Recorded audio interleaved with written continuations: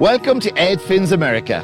In this, the final program of the series, we're finishing on a high in the mile-high city of Denver, Colorado.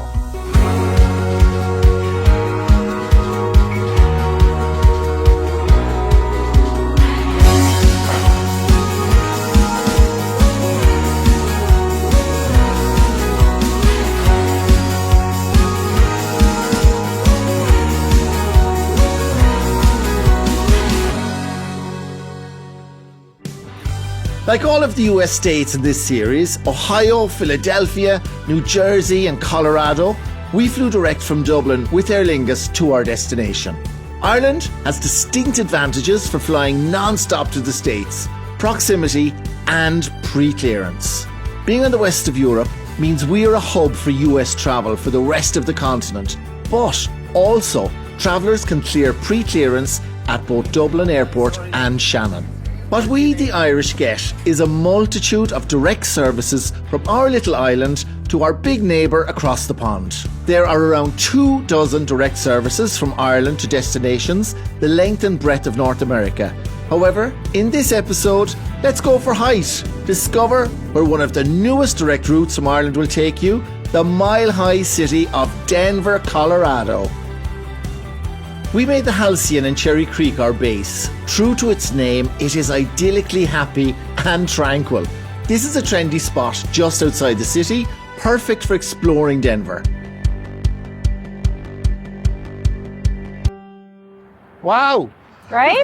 It's pretty amazing, isn't it? Lovely to meet you. So nice to meet you as well. How are you? This is beautiful here. You're well known here for your graffiti and your street art, so I'm excited to do this tour. So we can start with this piece, which is one of our iconic pieces of the Denver city. It's called the Love This City mural. It's gorgeous. Isn't it gorgeous? It was done by a creative team called the Sonar Creative Division. Lead artist is Pat Milbury. And it's kind of fun. Sonar, most people think of the underwater radar, that ping that happens that submarines use. It's actually from the idea of Sonarly Dude, as Pat Milbury is a former professional snowboarder. Okay, cool. Right? Yeah, listen, I did a lot of skiing and snowboarding here as well in my good old days. Fantastic place for that. Exactly. So that's one of the nice things about this. It kind of highlights both aspects that Colorado is famous for, both our street art and our winter sports. Fantastic.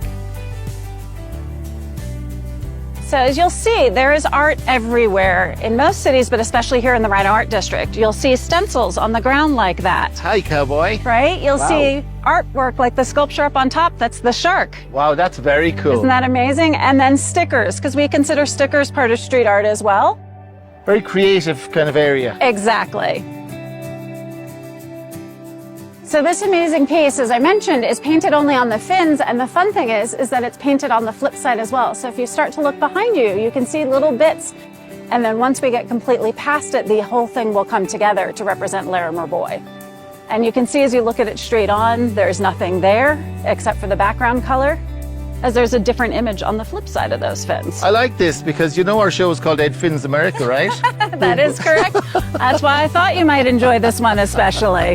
That's gorgeous. I love it. But this is really cool. I mean, the whole place is like one open art gallery, Yana. That is exactly how we put it. It's really gorgeous. Every surface gets touched. There's almost nothing you'll see that is not touched. And then there's just sort of a funky sense to the whole area, which is amazing. It's really cool. I mean, it's so unique, to be honest. Right? You'll see even the picnic benches all get painted by different artists. Amazing. It's which beautiful. is fun.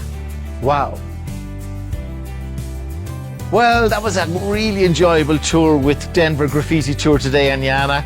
And what a lovely way to finish it off with a few craft beers here in our mutual friend. I never realised that Denver had such an eclectic and interesting art scene.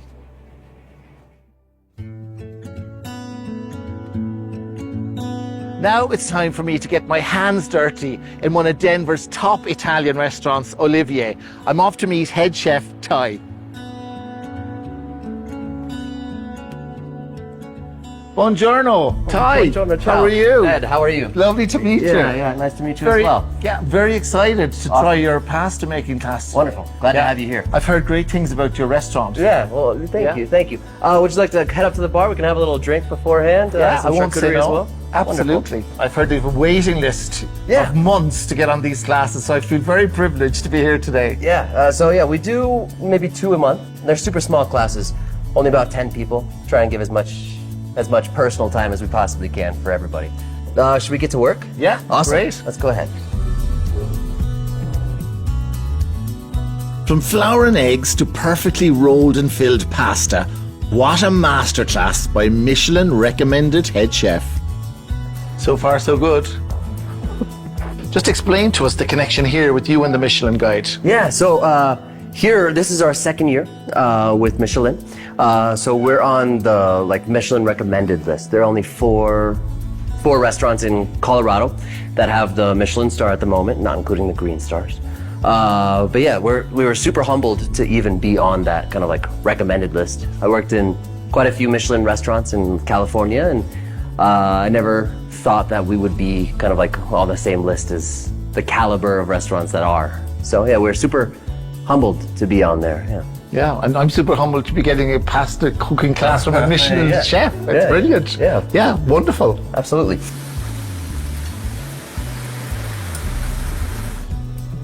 Fruits of our labour, Heather. That looks amazing. Thank you. Awesome. I don't need to ask you what this is, of course. Yeah. So we made agnolotti del plin. The filling is a mixture of braised rabbit along with pancetta. It gets all tossed inside of a black garlic jus. And then we top it off with some oregano, but then we also have this grated Parmesan. So it's 26-month aged Parmigiano Reggiano. Nice. Comes from a super nice farm out in Emilia-Romagna. Thickness of the pasta, that is really amazing. Yeah, thank you. We're super happy with this one. One of my favorites right here. So, if the TV thing doesn't work out for me, will you find can I come here? Will you find a place in the kitchen for me? What do you think? Yeah, maybe a little more practice, and then yeah, absolutely. Cool. Yeah. Wow, that was amazing. Ty has been voted one of the best chefs here in Denver, and I can see why now. My candlelit suppers going forward are going to be really good. Union Station is in Lodo, lower downtown in Denver, a beacon of what's possible. Within is the Crawford Hotel, whose namesake has pioneered development and preservation. Her reputation is legendary, with even Kevin Costner at her birthday. Dana, it's such a pleasure to meet you. I know that you're a legend here in Denver and you're responsible for preserving half of the city, I believe. We're sitting in the most beautiful place today, Union Station, and there's been the most incredible refurbishment renovation project. And when you see Denver today, it must have been incredibly different to when you were here when you were a younger girl. Well, I came here in the middle 50s. And Denver was a very nice city, but they were systematically tearing down all their old buildings. And I'd been in graduate school in Boston, and I said, "Oops, maybe it was important that we hang on to our roots." You feel like you step back in time in the Crawford Hotel here because it's that beautiful 1930s, 1940s feel, American feel. Oh, good. You know, you're getting to be extremely smart. It's the air here. It's the air in Denver, the Mile High City. Well, the air is, spectacularly clean and fresh and invigorating. Dana, you were responsible for over 800,000 square feet of properties that you preserved. It's an incredible legacy that you are leaving for this amazing city. Well, actually, it's 1 million square feet. Oh, so yeah, we didn't use our mathematics properly. Yes, yeah. Amazing. Where did that passion come from? Well, people often ask me that question, and when I'm feeling really sassy, I say, "Well, it's because I drink too much." But that's not it, Yeah, it does help sometimes. Yeah. In all cases, but at any rate, it actually was a family situation, and also part of the time that I spent in graduate school in Boston, I got the bug in a big way. So that's what happened. Brilliant. Dana Crawford, it has been an absolute pleasure. I want to say thank you so much for coming to speak to us on Irish TV today. It's a real pleasure, and I know that you don't do that so often, so we are really, really grateful. Well, thank you so much. Thanks for asking me. Now for a local delicacy and an award-winning coffee beer at Wico Brewery. Wow, this place is amazing. Isn't it fantastic? Welcome to Wico. Oh, this is really my kind of bar. You only get these in America, Kat. Absolutely. I love them. Absolutely. Wow. Hey, great bar, great beers. Is this the beer that won the awards? It sure did, yeah. Won an award last year at GABF, won a silver medal. So we're hoping for gold this year. Congratulations. Thank you. Wow. Oh, that is really interesting. I mean, really nice. Yeah. And you do get a very subtle, you get a subtle coffee taste, but I mean, it's not, that's really nice. Thank you. Thank you. Yeah. I've never had that before, a beer with sort of a coffee tones to it. I can taste the award. Wow. I love it. Oh my goodness, that is really, really cool. I love that beer. Well done. Thank you. Brilliant. Thank you. Ooh la la. So And this looks like Guinness. not quite Guinness, maybe just a little Black bit beer. sweeter. Okay, Yeah. okay. So this is probably the beer that we are most popular for. Okay. Rocky Mountain Oyster Stout. Oh my Yes, God. There are actually All the things I Rocky love. Mountain oysters in there. Wow. We put 36 pounds of bull testicles in this beer when we are brewing it. Bull testicles. Yes, that's what Rocky Mountain oysters are bull testicles. I'm learning so much here today. It's amazing. This beer started out as an April Fool's joke, and then people showed up to the brewery expecting to drink it. And so we decided, well, we should probably brew it, and we've been brewing it ever since 2012. Oh my God, that's very nice. So a little sweeter than Guinness, but still those like nice dark roasty malts. yeah. So Right. little chocolatey, a little bit of smoke in I there. love the way, yeah, you use very eloquent words for something quite interesting. Thank you. Rocky Mountain oysters, right? Wow. Yeah, oh yeah. That's lovely. Love this one, but I mean, they're all really good. I love Thank this. you. Yeah, this is definitely a fan favorite, and this is something we will continue to brew and hopefully continue to win awards for. Yeah. When somebody asks me now, would I like a coffee? I know what I'm going to say from now on. Exactly. Yeah, cheers. Cheers. Thanks a million, and well done. Thank Yeah, you amazing. very much. Thank you. I'm glad you're enjoying them. Well, that was an amazing beer tasting experience. Don't leave without trying the Rocky Mountain oysters. Just don't ask where they come from. From meaty beer to a feast of vegetation, Edible Beets has 5 eateries, including one at Denver Airport. For customers, their staff, their community, and our planet, these guys are making a mark without leaving a trace. We got to see their farm and sample their menu with Justin at Vital Root. Justin, it's a great pleasure to meet you. I've heard so much about you. You are a trailblazer here in Denver when it comes to what you've done with Edible Beets. I just found a heartbeat in Denver that just connected me to the building, to the neighborhood. And it's just led me down this road of being, just a better steward to the resources as I get older and being more responsible to the food system. Everything's bursting out with health here, and Yep. it's fantastic, really, what you're doing. For us, like you mentioned, I think we have a lot of positivity because we also transferred to become an ESOP, which is an employee stock ownership program. So basically all the employees are the owners of the restaurant. They all have a vested interest in the success of the restaurants. So that's just part of who we are as a culture. And food-wise, there's just so much great food out there. And Denver, I think, is a shining example of it. You could easily pass it by without thinking about it. But when people come here, I think they're going to be blown away of just how many great restaurants there are, how many passionate chefs there are. And I think there's a really vibrant scene of both health and wellness and also being responsible for local sourcing, sustainable sourcing. And that's not just us. I think there's many chefs that do that really well. Great stuff. So listen, let's have a look at the farm. Let's Thanks go. a million. Awesome, thank you.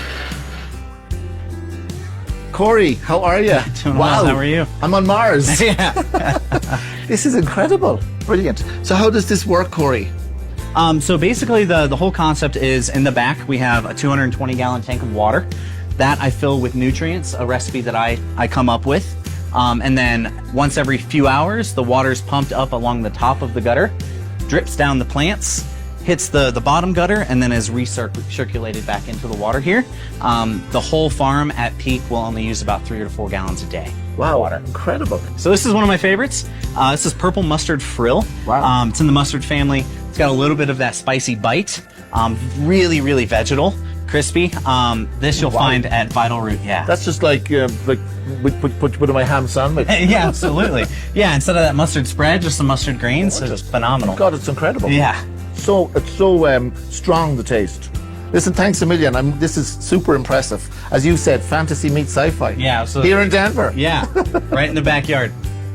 They're even wind-powered, and the food is responsibly and ethically sourced. So, I've ordered the banh mi tofu tacos, which have all the lovely greens that we saw earlier. And this is one of the most popular dishes here at Virtual Root. Wow.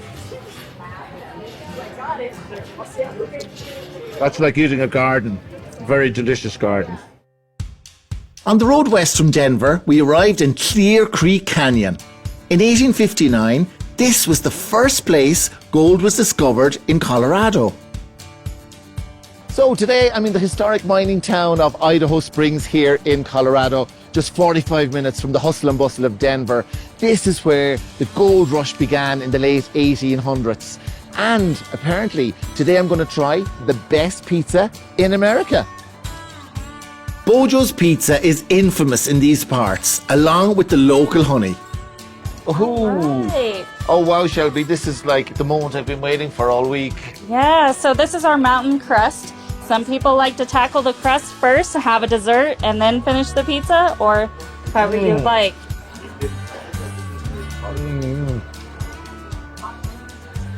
Wow.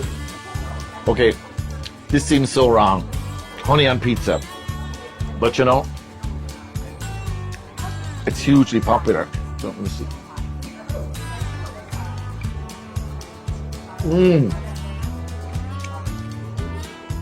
That's delicious.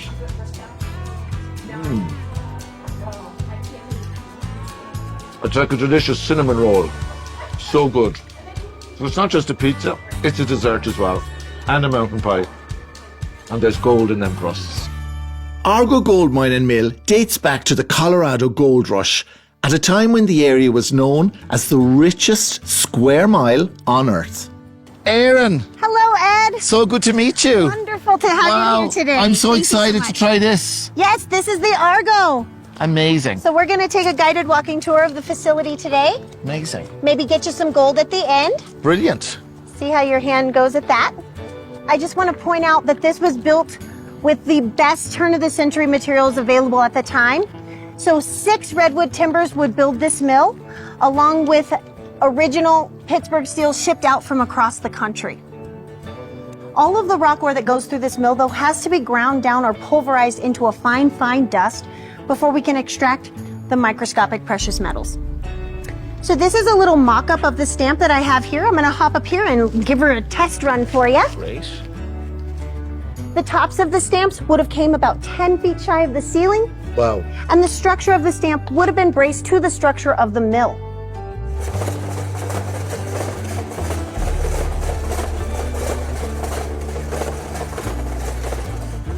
Yeah, the machinery was something else, wasn't it? Yeah, so Ed, I'm actually going to hop on this crusher and show you how this worked. You're crushing it, Aaron. I know! You're crushing Manpower! it. You're crushing it. I mean, Wow. woman power. You can see it. Look, there's the copper there. Look, the zinc. Ah, yeah. Flying out. Now we're going to get copper, lead, zinc, silver, and gold from that rock dust. So now you're going to have to separate it out. Yeah, chemical extraction. I'm telling you, I'm way ahead of you. That brings us to our chemical extraction processes. This one is called amalgamation. These amalgamation tables are going to be a mercury extraction process to extract gold and silver. Okay. So here in this mill, like I said, we are able to extract all of the big 5: copper, lead, zinc, silver, and gold.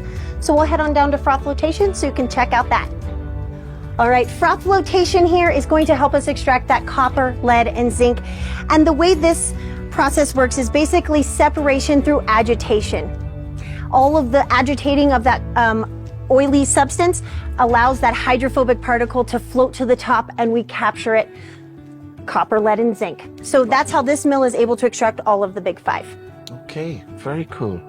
We took just under $3 trillion through that tunnel, through this mill, and down to the mint. Wow. Yeah, it's pretty impressive.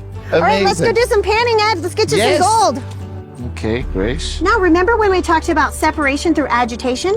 Start to agitate that sand. Draw some circles with it. You can do better than that.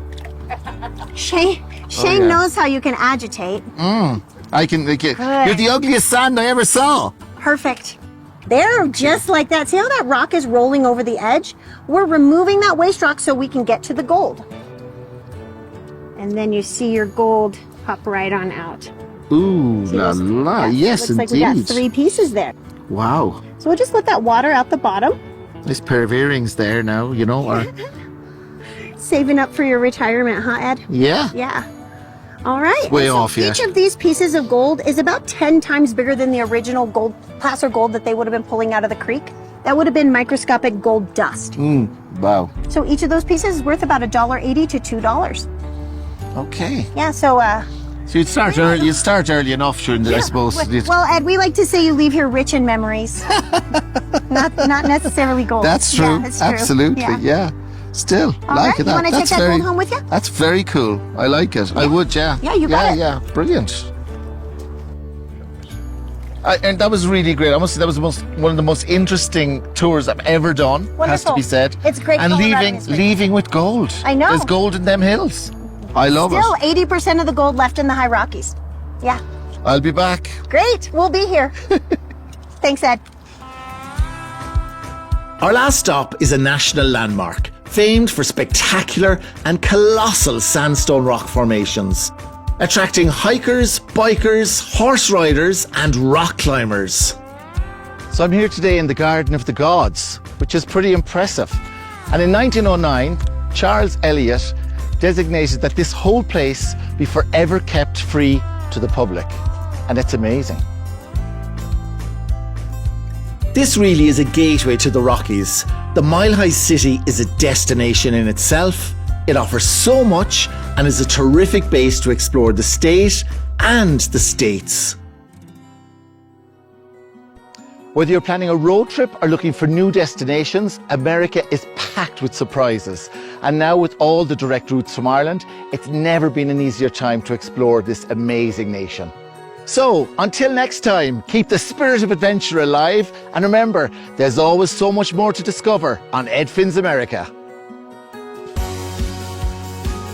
No visit to Denver would be complete without the visit to the legendary Red Rocks concert venue, famous of course for U2's live concert in June 1983, where they filmed their first video release, Under a Blood Red Sky.